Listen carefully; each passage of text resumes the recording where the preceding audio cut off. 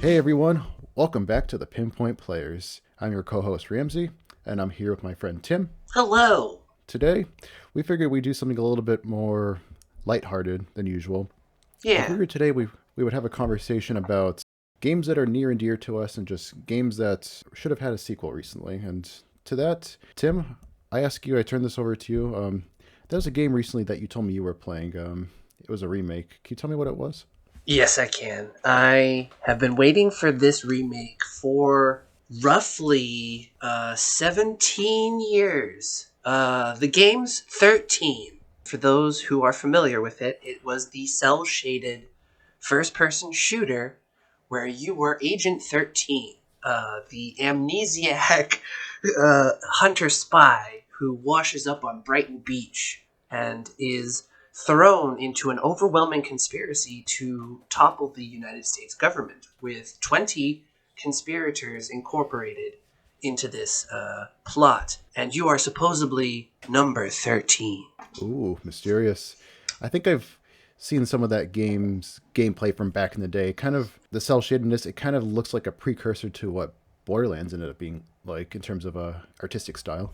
Actually, it's interesting that you mentioned that because 13 was actually the pioneer game that really invigorated cell shading into its prominency. It was the first game to really incorporate it as a graphic design for the game, and they did that intentionally because they were basing it off of its source material, the comic 13, which was published in Europe during the 1980s. It's still published today. In fact, I have all 23 volumes of the comic, and it's quite an expansive story.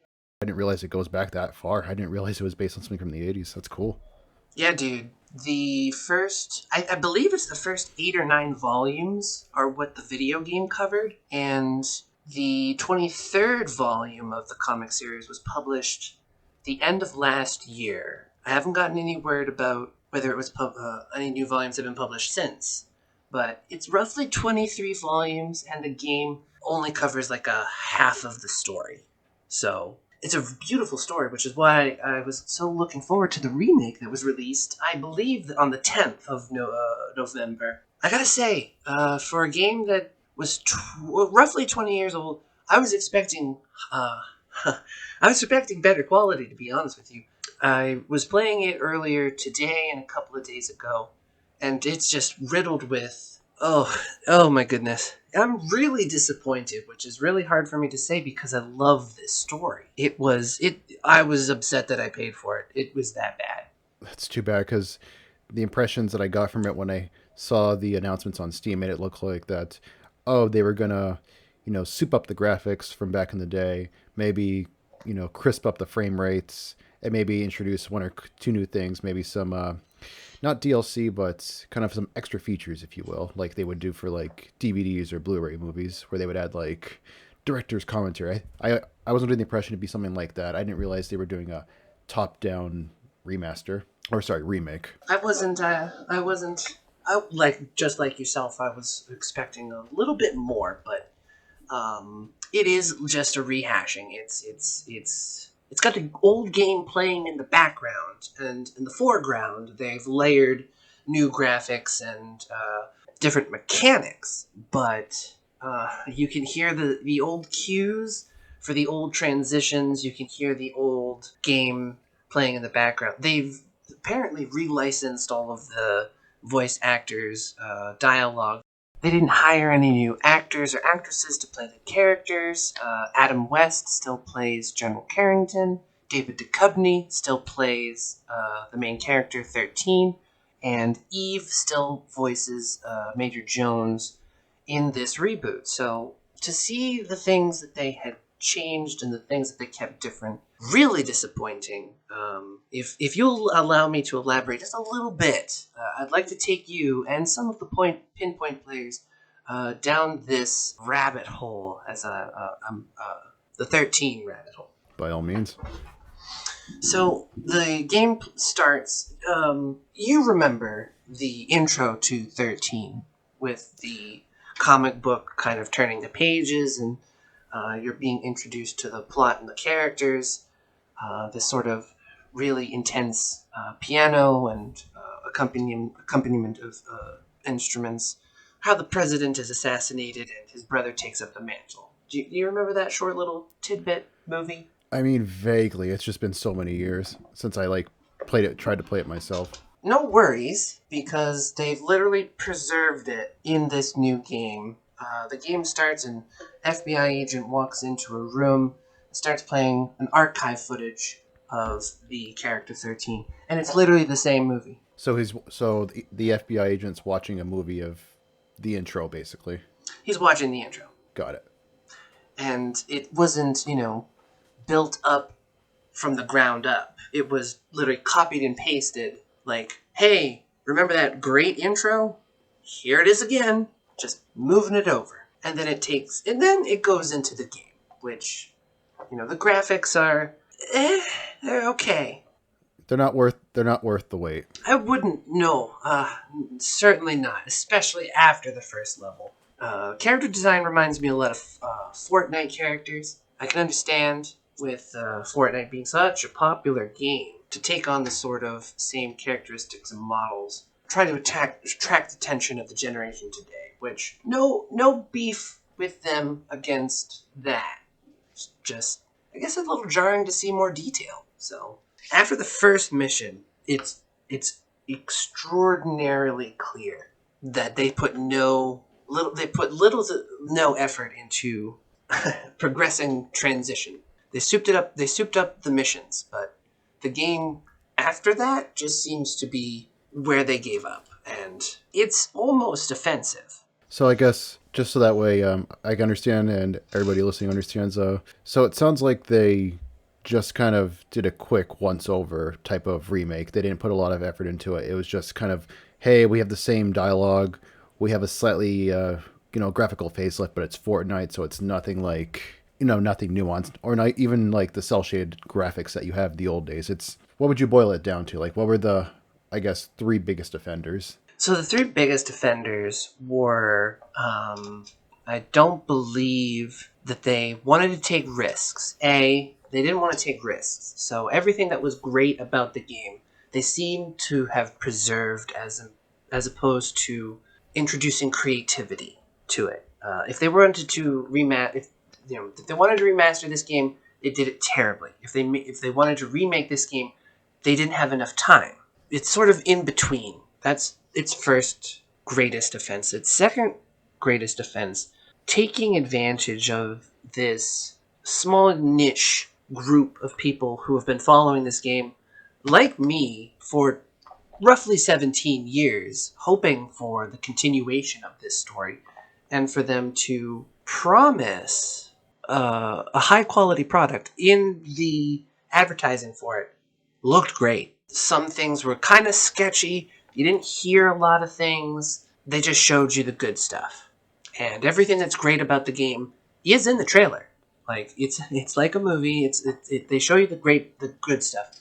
You learn about the bad things when you're playing the game. Got it. So it sounds like they disguised the limitations of the game with really good marketing. Yes.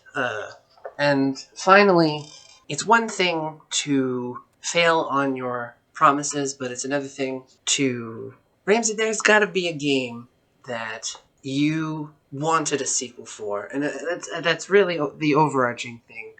Is dragging the third final offense is what I'd really like to get into today. Was there must be a game or there must be a group of games that were so phenomenal, fantastic that they needed a sequel, or it looked like there should have been a sequel, but for one reason or another, this great story, this great game, was cut off after that point. I mean, there must have been a couple of games that you've played, or the listeners out there today might have a game on their minds as well that just didn't see a sequel, or they heard about it and it sounded fantastic, but just never came to be for one reason or another. I think a big thing, I think I see the point you're getting at. Want a sequel for 13, and with something like this remake, you're hoping that this will spur the innovation, the money, the funds needed, so that way they can make a sequel and have it be just as good as 13 was when you played it back in 2003, and I respect that. I get that, and I've definitely felt that way about some of the games that I've played as a kid and even as an adult. And I think that's, if I'm not mistaken, that's probably what you're trying to get at for your third point, because I can totally understand that. That's exactly my point, is that there's a story out there. And for me, it's 13, but for you as the listener, you know the story that you're talking about. We'll do anything. We'll do anything to see that movie or that video game made, and we want to hear that people are talking about it. One that comes across my mind. For me, this is my absolute 100% favorite game I ever played, even from my childhood days. And I played a lot of games from my childhood days to as an adult, but my favorite game, hands down, is Chrono Trigger. It's a Super Nintendo role-playing game that came out in '95 in Japan. Great game with a fantastic story that involves time travel and involves so many side quests and so many alternate endings. So it's one of those games where you can play it multiple times, get different endings, get different outcomes, and you can even change the story based on some of the decisions you make. It's not like Mass Effect where you change the decision and it affects the rest of the game. There were smaller decisions than that, but for a game that came out for the Super Nintendo in the mid '90s, that was impressive.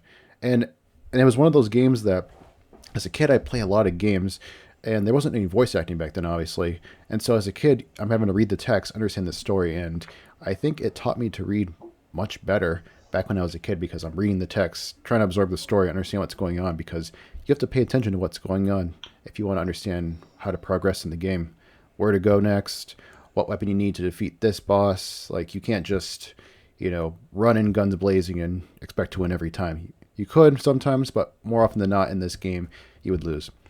That game was fantastic. I loved it. And they did a somewhat sequel, spiritual successor called Chrono Cross that came out for the PS1 in the late '90s. And I never got to play it. I ended up playing it a few years ago just to see like what it was, and I liked it. But because I didn't get to play it when I was little, the fun and the nuance was lost on me. And a lot of role playing games like that are a huge time sink. They require lots of hours, like 40 to 50 hours to beat the game. And as an adult with a job and everything, it's like, could I set the time aside to do it?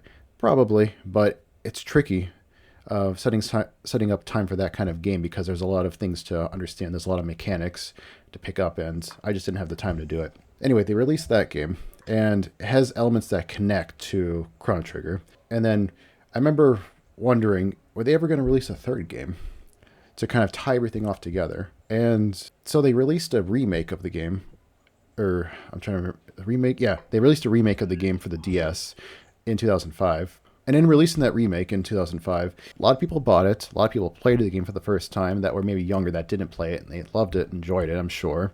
And what's cool is that game contained a couple extra story elements that kind of tie Chrono Trigger and Chrono Cross together. And you're hearing this thinking, great, they'll eventually make a sequel Yeah. to Chrono Cross. They'll make a third game and tie everything off. Yeah. But the problem was that was 15 years ago, and nothing's moved since. There's been no news on it. The last news on it, I think, was 7 years ago.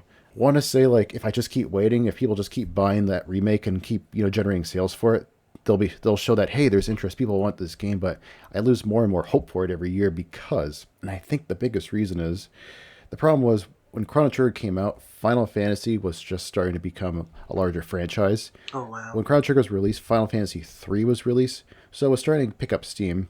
But I think when Final Fantasy VII was released and they showed that, oh my god, everybody loves this game, it's selling millions of copies, I think they just pushed every other thing in that company to the side. The company was Squaresoft at the time.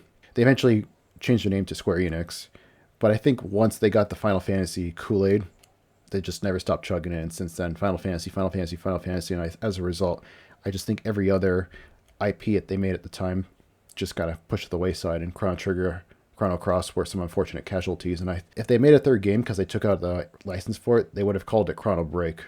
But I don't think it's going to happen because of all the things I just said.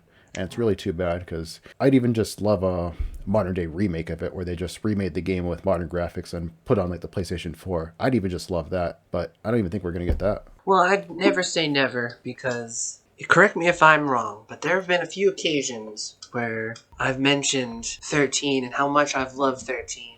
I had faith that something like this would happen, and it was either you or my brother or someone close to me, but they would constantly say like it's not really gonna happen. Like you can hold out hope and you can do this and do that, but it's probably just not going to occur. And still true today. I don't think that there's going to be a sequel, even with this reboot. With what has happened, I mean, if we see patches, if we see improvements on the base game, like they're caring about the customer and they want the game to be successful, possibly. But I think that each game has their followers, and even you said earlier, this is one of your favorite games from childhood. It left a really deep impact. For crying out loud, could have taught you to be, it could have taught you to read. Definitely at least taught me to be a better reader. Certainly did. I think that as long as we have hope, we have a chance. And a chance is something to look forward to. I mean, all I can say is we'll see because it's been a long time. This is true. But in saying that, as much as I want Chrono Trigger, Chrono Cross to have sequels, and I know you definitely want 13 to have a sequel, there's definitely some other games that I want them to have sequels that obviously they're not near and dear to us as the games that you and I just named, but they're still important and I would love to see a sequel. In that same vein of Chrono Trigger, Nintendo made another role-playing game, or not Nintendo, Squaresoft, the same company I mentioned that made Chrono Trigger. They actually teamed up with Nintendo to make a game called Super Mario RPG Legend of the Seven Stars, and it was a role-playing game with Mario, and it was Mario, Mallow, Geno, Bowser, who is on your side. It's the only game I think Bowser's on your side, and Peach. You're all fighting in this Mushroom Kingdom world, and the main villain is somebody called Smithy, and you all have to work together to get all the seven stars to basically bring everything back to order. And it was a fantastic game. It's one of the games where I could pop it in as an adult and just make time to play it. It's so much fun. It's fantastic. And I was ecstatic when they released the SNES Classic a couple of years ago, which came with 20 Super Nintendo games from that era. And that game was on it, and I was ecstatic that I actually went and replayed it. And it was still as fun. I knew all the secrets. I knew all the tricks. I knew all the fighting techniques, like the timings for certain attacks. It was great. That's a game that deserves a sequel. And I know that game is old. It's from 1996. I looked up the date. But I would love a sequel of that. That one might not ever happen. But it was such a damn good game, I'd love a sequel. Sure. Less likely, but the Switch, the consoles that Nintendo are developing, there's certainly room for all types of incorporations of their branding. I mean, like you said, you never thought you'd get a chance to play that game again. And then this, what was it, the NES Retro? Yeah, the NES Classic. It's Classic. like a miniaturized version of the Nintendo system, and they sold it to you. Had an HDMI connection. You could plug it into your TV and start just playing the game as if it was back in 1996 again. I remember that. It carried the game. So there was some sort of development to assemble this and to incorporate games like that. So it's a part of Nintendo's library. They certainly haven't forgotten about it. As you were mentioning, Chrono Trigger, it was part of Nintendo's library. It was a part of someone's development. They haven't forgotten about it.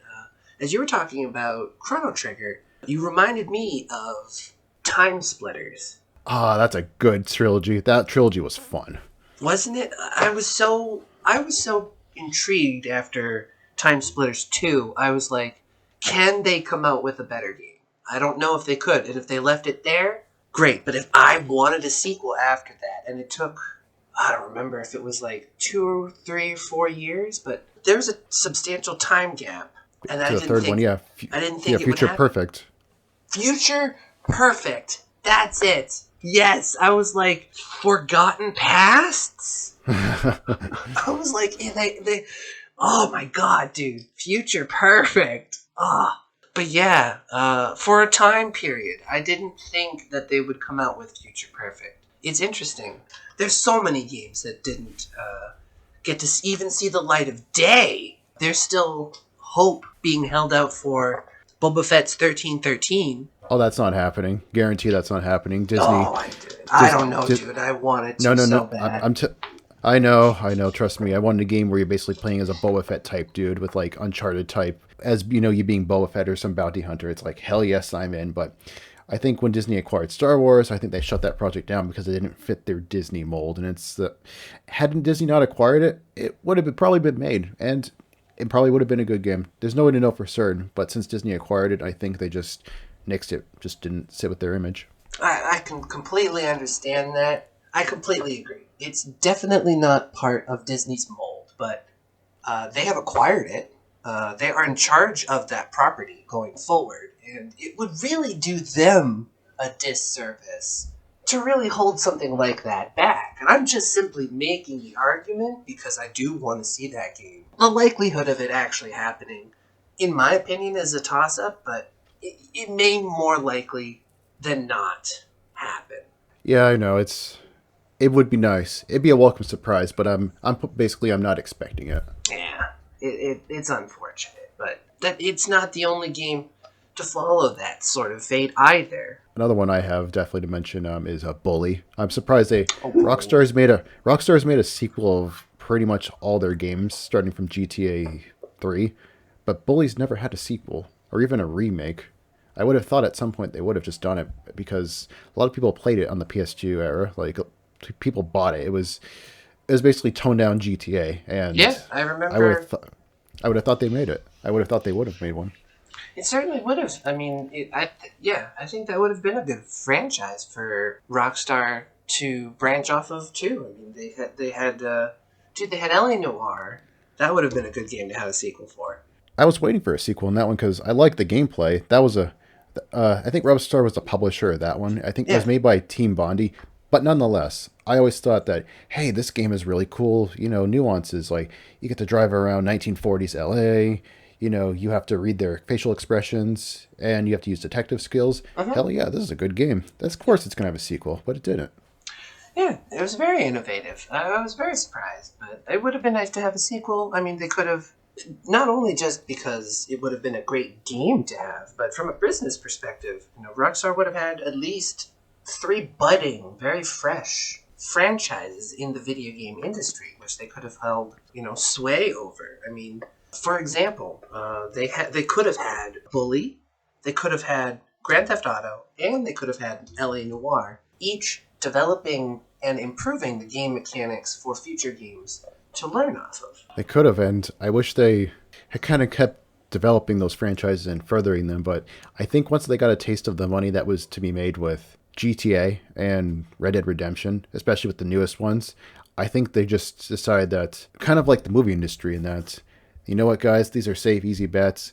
You know what, guys, if we just put these, shark cards in the game and we put in microtransactions where you can buy these cool Harrier jets or flying cars or jet powered cars or bikes or whatever, the players are going to buy this. We're going to give them options, aka we're going to make more money from it. I think once they got a taste of that for the first time, I think the idea of them developing something new or even doing a remake became lower in their priority because they realized where the return on investment was. And I hope that's not the case long term, but I think right now that's the problem. Because here's the other thing, just side tangent, it's been 7 years since GTA 5 came out, That's right. and That's it's been a exactly where while. I'm sorry. Yeah, that's exactly where I was going to go next. Yeah, no, that's the thing. It's been 7 years since a GTA game was released, and to that end, I kept thinking that the new generation is here, but the new consoles I think released. We're recording this on November 12th.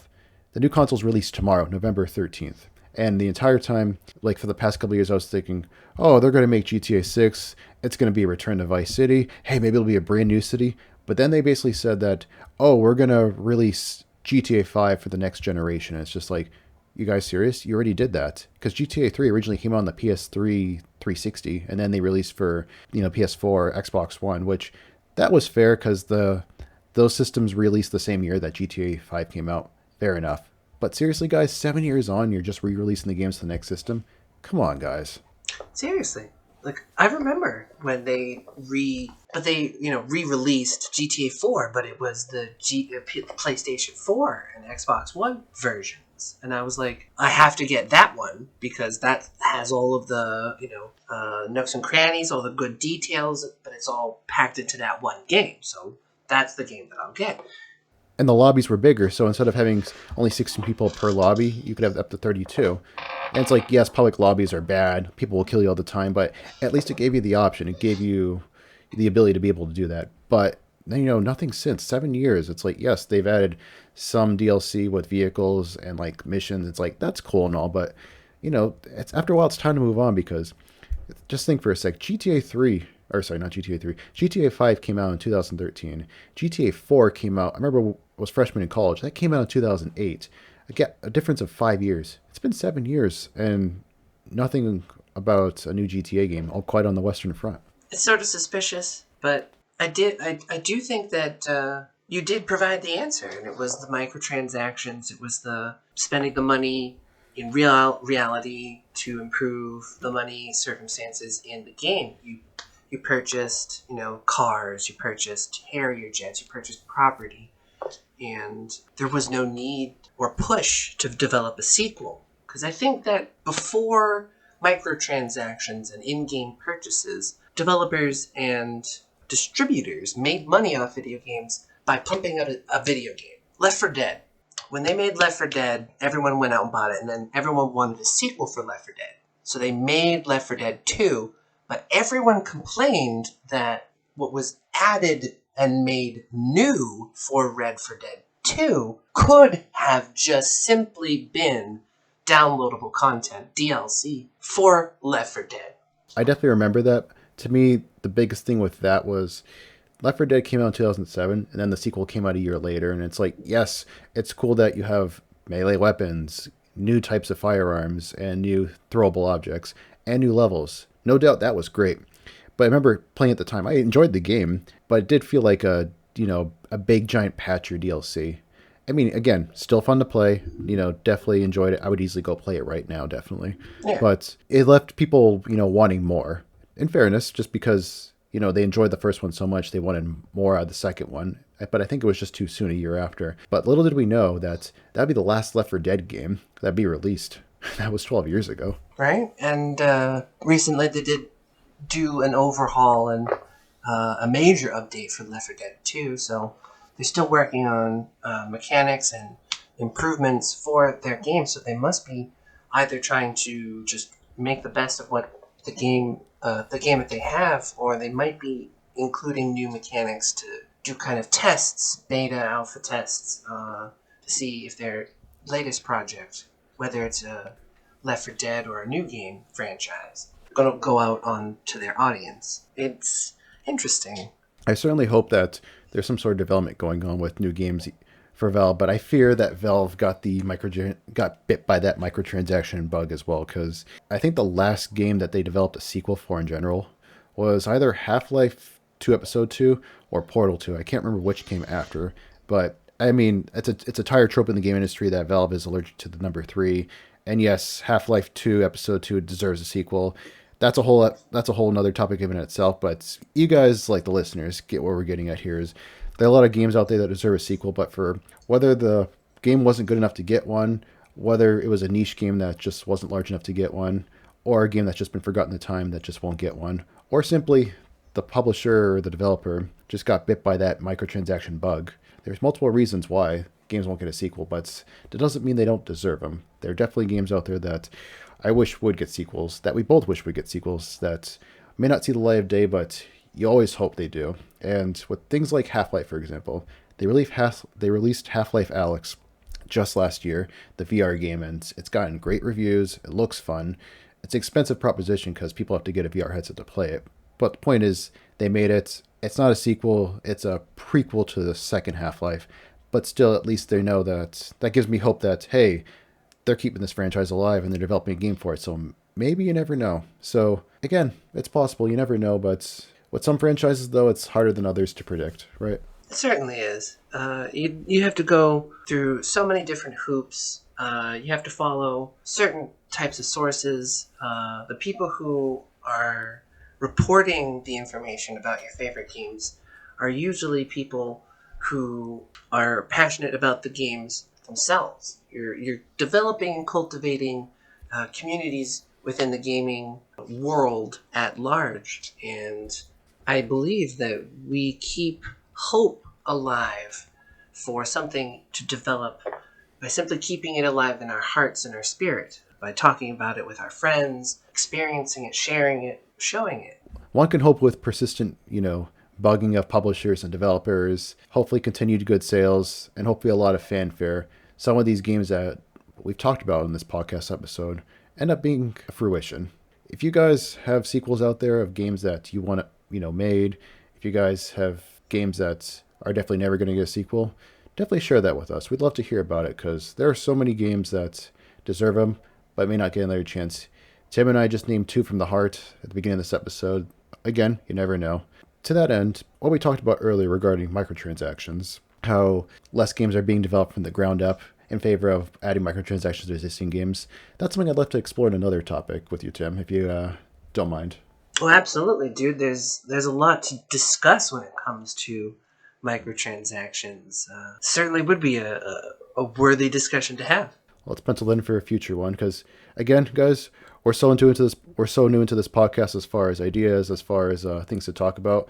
There's plenty to talk about, but if you guys have any suggestions or things you want us to talk about, you definitely let us know, and we'll definitely bring it up. Absolutely. We want to thank you for tuning in to today's episode. We hope that you enjoyed it. Hope that you leave a like if you enjoyed it. Leave a comment. Let us know. If you do have a video game that you want to see remade, let's see how many other viewers out there also share that passion. It was really interesting to see so many people turn out for 13. So thank you guys, and hope you'll tune in to the next one. Till then, guys, take it easy. Take care.